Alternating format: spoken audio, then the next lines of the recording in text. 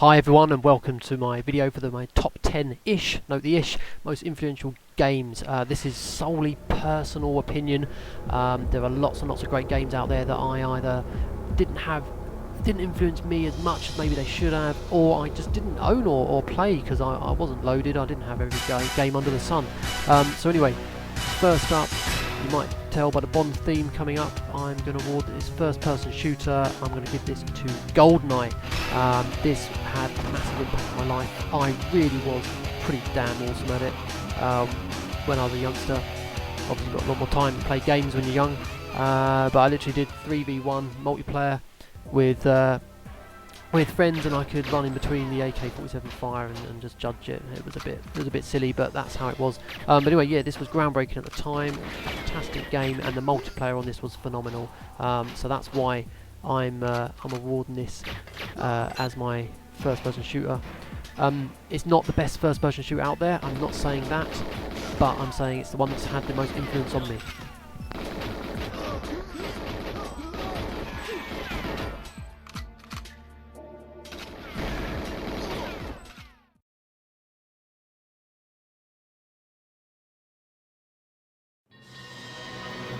Times were hard in Europe, but with war looming between England and Spain, there were opportunities for enterprising captains.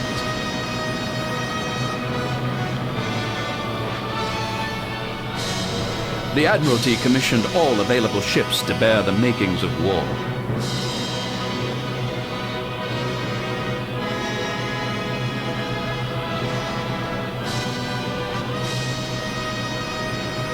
I agreed to deliver 100 gunpowder kegs to La Rochelle, but fate decided otherwise. Okay, this is Seadogs, and this is in the RPG role-playing game format. I'll be honest, I don't play a lot of role-playing games, and it's not a genre that I really get involved with much, but this would be the one that, of the few games that I've played, that I was influenced by the most. I genuinely believe this is a absolutely great game. It's a pirate game.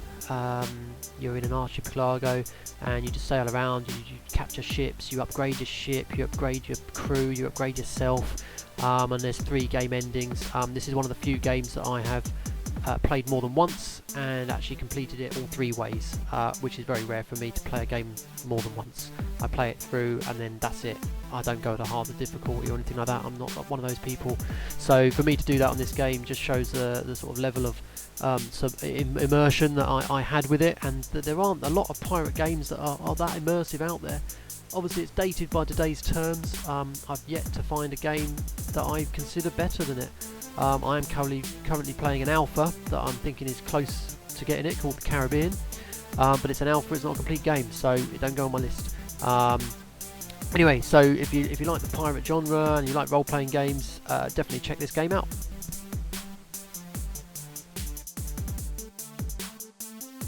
Okay, next category, and that's strategy games. Now this is by far my favourite area. I'm predominantly a PC gamer, and strategy games, real-time strategy, turn-based strategy, etc, etc, they're my thing. So this is a good pick out of a vast array of strategy games that I've played over the years. As I said, there may be some that many may consider better, but these are the ones that I picked the most of. Also, it's a top 10 list, but there's actually 14 titles on this list, so notice the top 10-ish. I couldn't pick one sole strategy game out of all these. So what I've gone for is I've gone for a real-time strategy game, a turn-based strategy game, and a Total War strategy game, which sort of merges the two. I'm a big fan of the Total War series as well. So here are these 4 titles. This is XCOM, UFO Defense, or Enemy Unknown, depending on where you bought the game, and it is the original and best one. I've not actually played the new one. I've been told it's been good, but I've not yet played it. But it does look very similar to the original, except this one you actually go in space as well later on in the game, which is really good. Anyway, this is one I still rank this as one of the best strategy games that has ever been released. Unfortunately, it's turn-based, which is a shame. But back in the day, I mean, graphically, it's low, but that's because it was made in like 1998 or something. It was, or even earlier than that, 1994 or something. It's a long time ago. But it's got so much scope. You do research, you do development, you get new weapons, you get new armour, and eventually you craft and everything else. And this game terrified me when I played it. I mean, these clips here show it in the dark. I used to avoid doing nighttime battles because you just can't see very far, and the aliens can, so they just blast you, and you're moving your troops forward, and they're getting murdered left, right, and centre, and you really feel for your little players, especially as you can rename them and stuff, which is never a good idea, because whenever you name one of them, that guy then gets killed in the next one. But anyway, XCOM, if you like strategy games and don't mind bad graphics, check this out. Okay, this next game is Birth of the Federation, another great strategy title set in the Star Trek universe, where you can take control of one of 5 nations, well, say nations, empires if you like, Klingons, Romulans, Cardassians, Ferengi, or the Federation itself. This was a really good game as well. Another game I played multiplayer on local area network back in the day. It is very buggy though. There are a lot of problems with it, but it still stands the test of time. It's another, I think it's Microprose. Microprose, you'll see there's a good 5 titles in here from Microprose. I don't know how they went bust. They made some absolutely amazing games. But yeah, this game's a great strategy game. There's a big modding community as well, still online. So you can get mods for it. You can update it or change it about and stuff, which does look pretty cool. But yeah, I just played a lot of this game, and it's got a good place in my heart. It influenced me a lot. But like I said, there are some problems with it. When you get to about 200 turns, you can literally end your turn, go and make a cup of tea, drink it, come back, and by the time you finish your cup of tea, your turn will begin. It's taken that long to process everything that's happened the turn before. But yeah, still a really good game.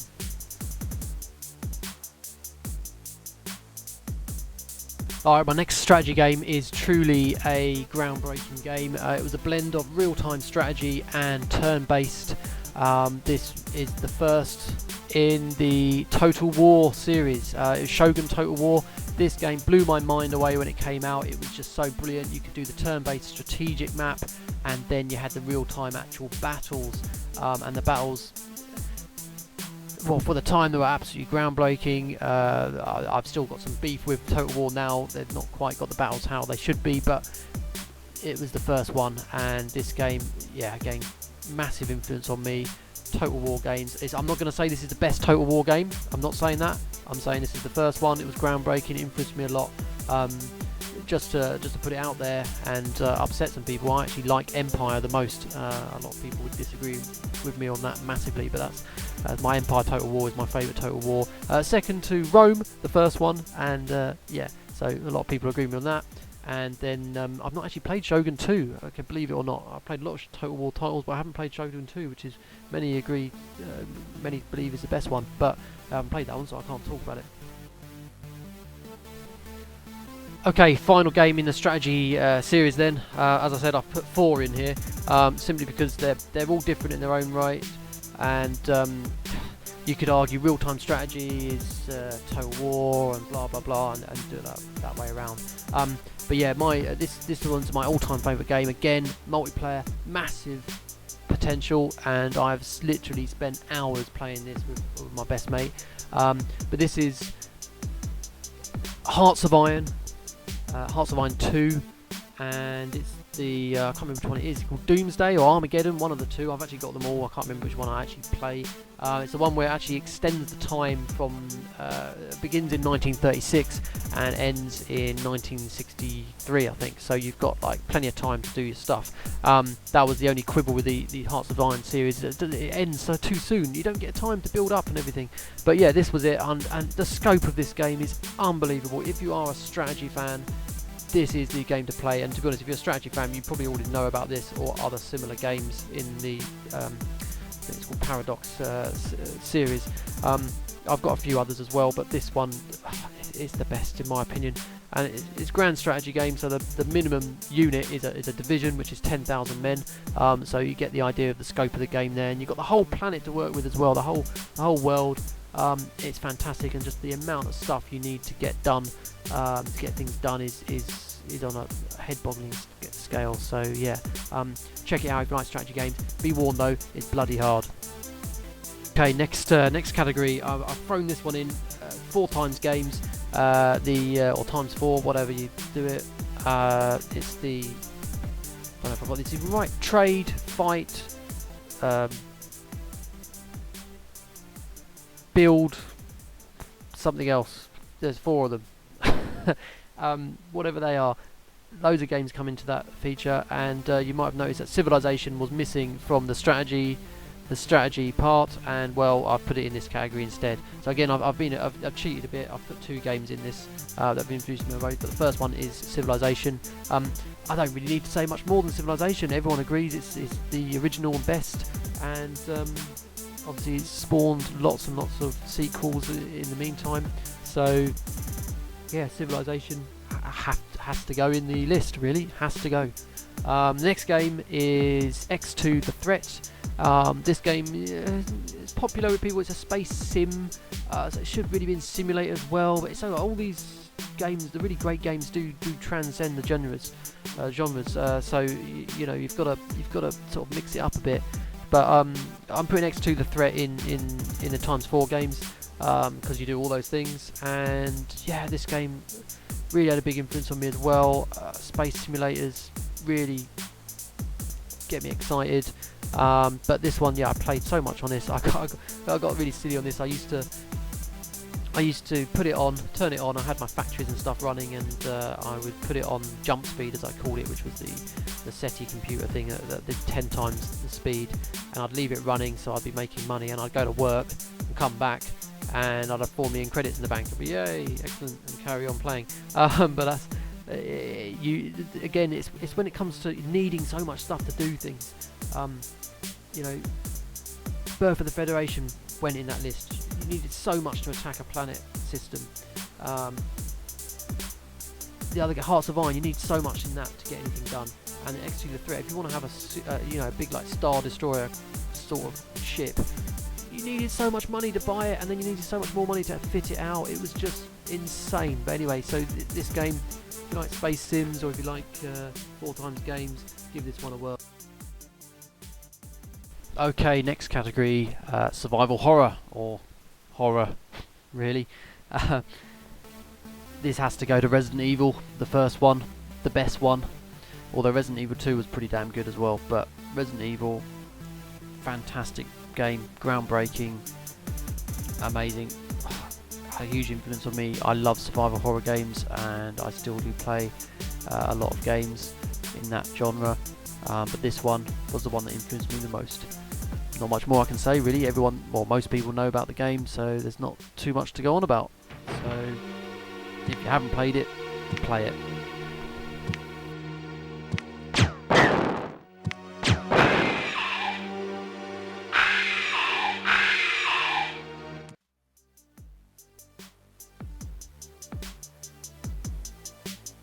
Okay, next genre, simulation. I'm going to give this to an oldie, 1995's Grand Prix 2, and this is another Microprose game. I'm a big Formula 1 fan, so this had a big impact when I was younger, and I remember when I first saw this being shown in a computer store on just some random race to show the computer's graphics, and being absolutely blown away by these graphics. But looking at them now, it looks so shoddy. But anyway, yeah, it's an oldie. Great simulation game, very, very realistic. Well, at the time, for what it was, and it's a racing simulator. You've got full damage mode on this as well. You can literally smash your car to pieces, which very, very few games now have that. It's always very arcadey. So I still really like these games, and again, there's a big modding community here, and I used to repaint my cars and change everything, update it for each Formula 1 season, so I was a bit nerdy like that. But yeah, great game, great simulation game, great racing game. depends on what you like for racing though, but for me it's Formula 1, so this one influenced me the most. I've also cheated again. I've put 2 in this category just because the simulation, you've got to also have a flight sim.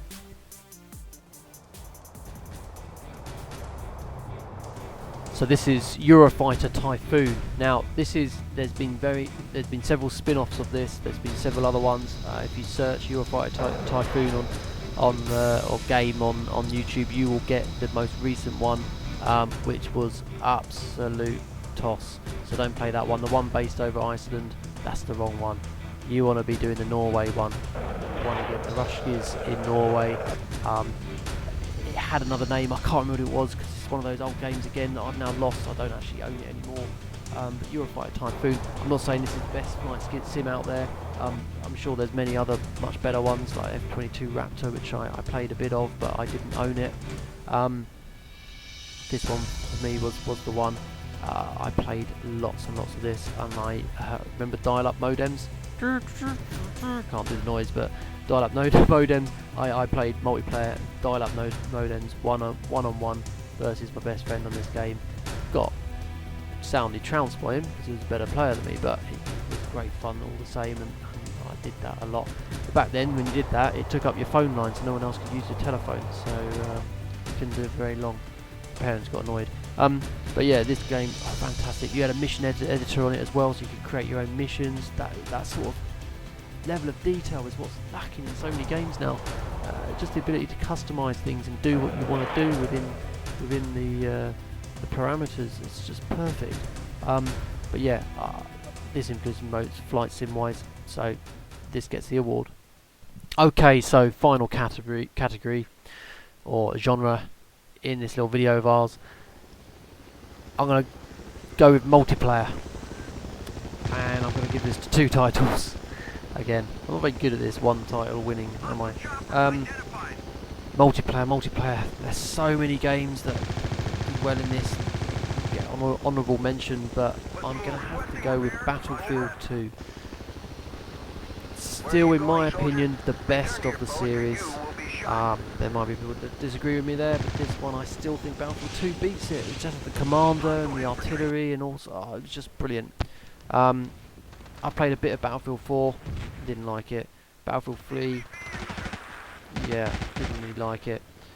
Bad Company, yeah, that was good, but it lost the ability of the commander and stuff like that, so I still think Battlefield 2 is the best, and it's going really strong still. There's still plenty of people that play it. Well, I say plenty of people, there's some people that play it. There's enough to fill a map, or a couple of maps, so there are people out there. They tend to be fucking awesome at it, but yeah, they're there. I mean, I played this in the turn of the century. I played this all night, every night, and I was dreaming of this game. I was shouting, "He's to your left," in my sleep, waking people up. It was that intense. So yeah, this got me into massively multiplayer, MMO gaming, and from then it's gone from there. But yeah, I've got to give it to this one. And then the second one that I'm throwing in, pretty much the same sort of thing really. Star Wars Battlefront. It's the same thing. Again, that game, the first Star Wars Battlefront, had so much scope to it. Yes, they've done new things now, and they've gone down different routes, and they're still great games, but I personally preferred the first one. You could do a blooming galactic conquest with your mate. How awesome is that? Where you take opposing sides and you fight a galactic battle, taking planets, depending on how well you fought the individual battles and stuff. I thought that was brilliant. I played that with my cousin on the PlayStation 2 as well. That was fantastic.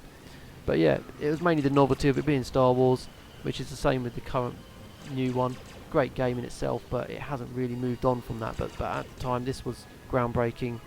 So Battlefield 2 and Star Wars Battlefront gets my multiplayer award for most influential game. Thanks for watching, everyone. Here's a few of the honourable mentions for titles that didn't quite meet my list. Feel free to comment, let me know if there's anything I've missed off. If you think there's something should deserve to be on here, let me know. Chances are I just never owned the game. But yeah, thanks for watching, and please check out my other videos. Thanks again, bye bye.